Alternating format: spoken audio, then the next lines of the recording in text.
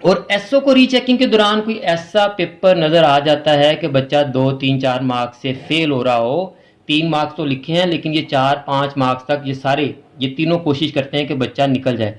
अब होता क्या है, औज़ुबिल्लाहिमिनश्शैतानिर्रजीम, बिस्मिल्लाहिर्रहमानिर्रहीम। अज़ीज़ तलबा व तालिबात, मोहतरम असातिज़ा इकराम और न्यू नॉलेज अकेडमी के नाज़रीन, अस्सलामु अलैकुम व रहमतुल्लाहि व बरकातुहू। हमने बच्चों के लिए एक लेक्चर सीरीज शुरू की है जिसमें हम बच्चों को उनके एग्जामिनेशन के हवाले से डिफरेंट टॉपिक्स पे गाइड कर रहे हैं कि बच्चे पेपर की तैयारी कैसे करें, पेपर को अटैम्प्ट कैसे करें, पेपर की प्रेजेंटेशन कैसे करें, एक्स्ट्रा क्वेश्चंस कैसे सॉल्व करें। यानी जितने मैक्सिमम टॉपिक आपके एग्जामिनेशन से रिलेटेड हो सकते हैं हम कोशिश करेंगे कि उन पर वीडियोज़ बनाएं। आज की वीडियो भी इसी लेक्चर सीरीज़ का एक हिस्सा है और आज की वीडियो तमाम स्टूडेंट्स के लिए तो अहम है ही है, पेरेंट्स के लिए आज की वीडियो इंतहाई अहम है। वो बच्चे जो ये समझते हैं कि हमारा पेपर तो बहुत अच्छा हुआ था, पेपर चेकिंग में बोर्ड के अमले ने हमारे साथ ज़्यादती कर दी है, नाइंसाफ़ी कर दी है, सही मार्किंग नहीं की है, वो इस वीडियो को लाजमी देखें और ऐसे बच्चों के पेरेंट्स भी इस वीडियो को लाजमी देखें, क्योंकि इस वीडियो में मैं आपको सारा प्रोसीजर समझाने जा रहा हूं कि जब बच्चा पेपर दे के घर आ जाता है कि उसके पेपर की चेकिंग और रिज़ल्ट कैसे तैयार होता है, क्या प्रोसेस होता है। तो ये प्रोसेस शुरू करने से पहले मैं आपको ये बता दूं कि जो असातिज़ा किराम पेपर्स को चेक करते हैं उनको हम एग्ज़ामिनर कहते हैं और उनको बाकायदा बोर्ड की तरफ से पेपर चेक करने के हवाले से हदायत जारी की जाती हैं। और उन हदायत में एक हदायत ऐसी है कि जो मैं आपको बताऊंगा तो आप हैरान रह जाएंगे और आप कभी ये सोचेंगे भी नहीं कि पेपर चेक करने वाला अमला किसी भी स्टूडेंट के साथ किसी किस्म की नाइंसाफ़ी या ज़्यादती कर सकता है। हाँ, जहाँ इतने लाखों पेपर चेक होने होते हैं वहाँ कुछ कमियाँ रह जाती हैं, मैं इसका एतराफ़ करता हूँ।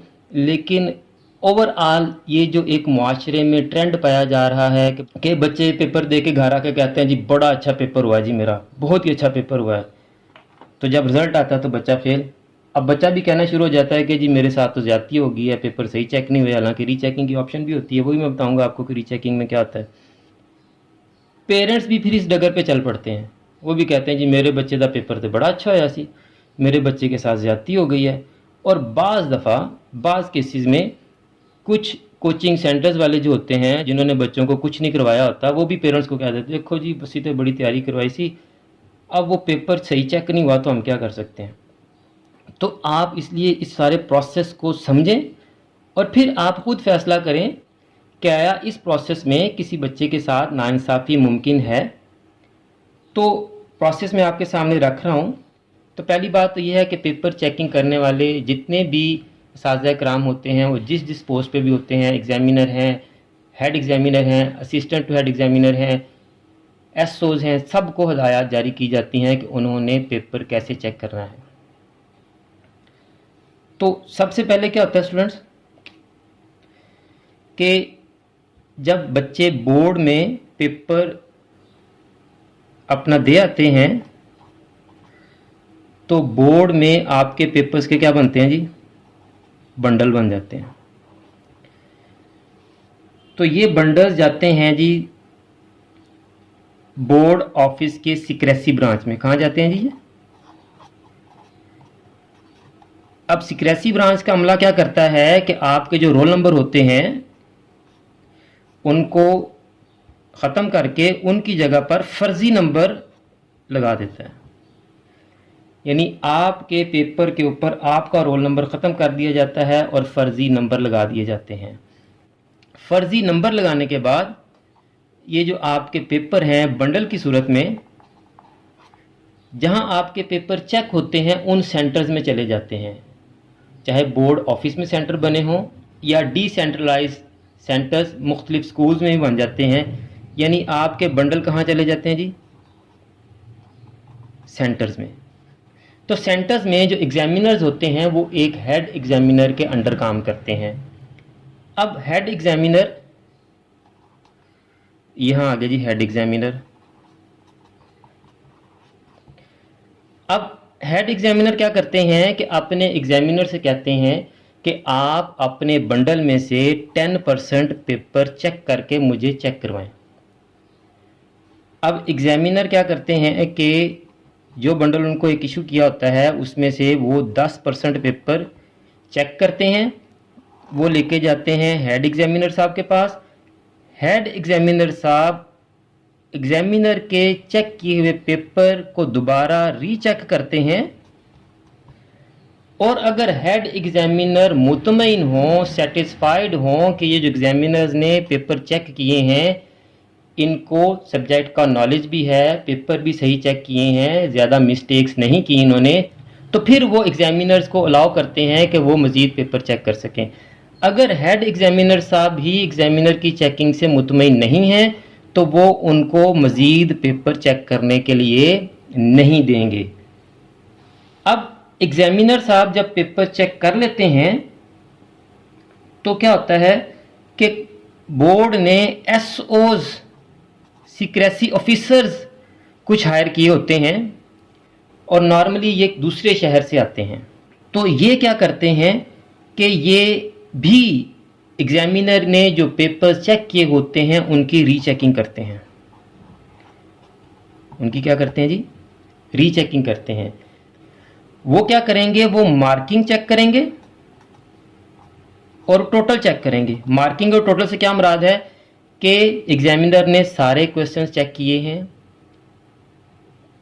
तमाम क्वेश्चंस के नंबर लगे हैं, और तमाम क्वेश्चंस के नंबर्स टोटल में शामिल हैं या नहीं हैं, ये सारा कुछ चेक किया जाता है। और यहीं पे एसओ जो हैं वही पॉइंट जो मैंने आपको बताया था, उस पॉइंट का ख्याल एग्जामिनर खुद भी रखता है, हेड एग्जामिनर भी उस पॉइंट का ख्याल रखता है, और एसओज भी ख़ास तौर पर उस पॉइंट को नोट आउट करते हैं जो मैं आपको बताने वाला हूँ कि वो पॉइंट बच्चों के लिए कितना फेवरेबल है। पहले ये मैं आपको सारा प्रोसेस समझा दूँ। जब एसओज भी रीचेकिंग कर लेते हैं, मार्किंग कंप्लीट हो चुकी होती है, तो फिर तमाम पेपर्स की लिस्टें बनती हैं। स्टूडेंट्स क्या बनती हैं जी? लिस्टें बनती हैं, अवार्ड लिस्ट कहते हैं उनको हम, लिस्टें और बंडल। तो ये फिर से चले जाते हैं बोर्ड की सीक्रेसी ब्रांच में। सीक्रेसी ब्रांच में इन पेपर्स की फिर रीचेकिंग होती है। अब जब एसओज रीचेकिंग करते हैं या हेड एग्जामिनर रीचेकिंग करते हैं तो उसमें अगर कोई गलती निकलती है तो वो एग्जामिनर को बता दी जाती है कि ये गलती की, आपने इसको ठीक कर लें।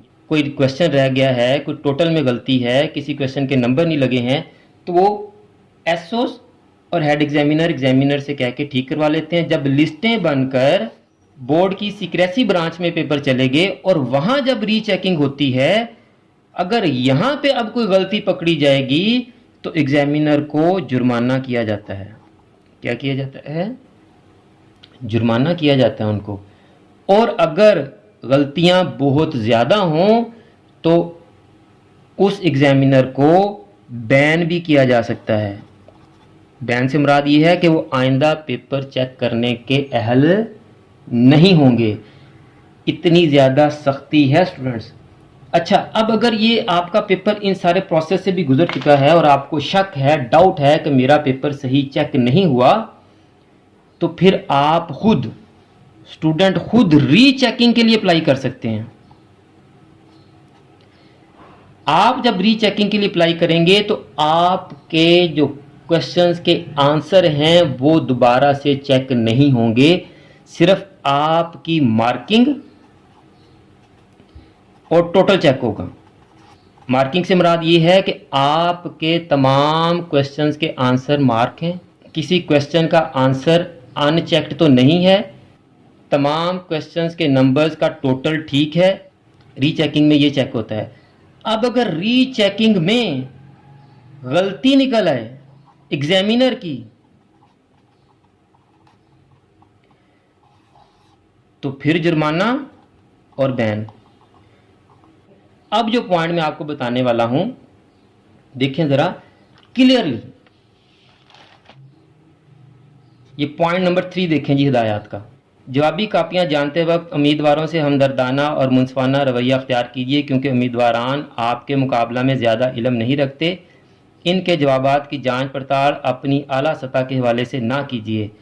और यहाँ देखें, अगर कोई उम्मीदवार 3 नंबर तक की कमी से फेल हो रहा हो तो उसके पर्चे पर बगौर नज़रसानी कीजिए। मुमकिन है कि गुंजाइश निकल आए और पास हो जाए। अब यहाँ क्या होता है, पहली बात यह है कि एग्जामिनर खुद कोशिश करता है अगर कोई बच्चा 3-4 नंबर से फेल हो रहा है तो उसको पास कर दे। अगर एग्जामिनर ऐसा नहीं करता तो हेड एग्जामिनर को दोबारा रिक्वेस्ट करते हैं कि आप इस पेपर को दोबारा चेक करें, नज़रसानी करें, हो सकता है कि बच्चे को 2-3 नंबर मिल जाए और वो पास हो जाए। अगर ये दोनों नहीं करते और एसओ को रीचेकिंग के दौरान कोई ऐसा पेपर नज़र आ जाता है कि बच्चा 2-3-4 मार्क्स से फेल हो रहा हो, 3 मार्क्स तो लिखे हैं लेकिन ये 4-5 मार्क्स तक ये तीनों कोशिश करते हैं कि बच्चा निकल जाए। अब होता क्या है, बच्चे ने खुद ही मटेरियल नहीं लिखा होता। हम भी पढ़ाते हुए कह कह के थक जाते हैं कि अगर आपको 2 सवाल आते हैं तो 2 अपने पास से भी अटेम्प्ट करने की कोशिश करें, कुछ ना कुछ लिख के आएँ। अब खाली पेपर के तो कोई नंबर नहीं देता ना। अगर आपने कुछ वहाँ पे लिखा होगा, 4 लाइनें लिखी होंगी, उसमें से आधी लाइन ठीक होगी तो वो आधा नंबर देंगे आपको, आधा कहीं से, आधा कहीं से, आधा कहीं से नंबर देके आपके 2-3 नंबर्स की वो कमी पूरी कर देंगे। लेकिन बच्चे क्या करते हैं, एक्स्ट्रा तो बड़ी दूर की बात है, जितने क्वेश्चन अटैम्प्ट करने होते हैं उतने भी नहीं करके आते। तो इस पर भी मैंने एक वीडियो बनानी है कि आप पेपर्स को कैसे अटैम्प्ट करें।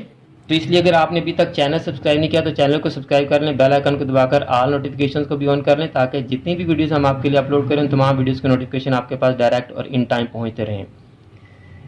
अब मुझे ये बताएं कि इस सारे प्रोसेस को देखकर और ये जो हदायत जारी की जाती हैं, इन हदायत को देखकर जुर्माने और बैन की जो सज़ाएँ हैं, इनको देखकर आपको लगता है कि किसी के साथ जानबूझकर ज़्यादती की जाती होगी?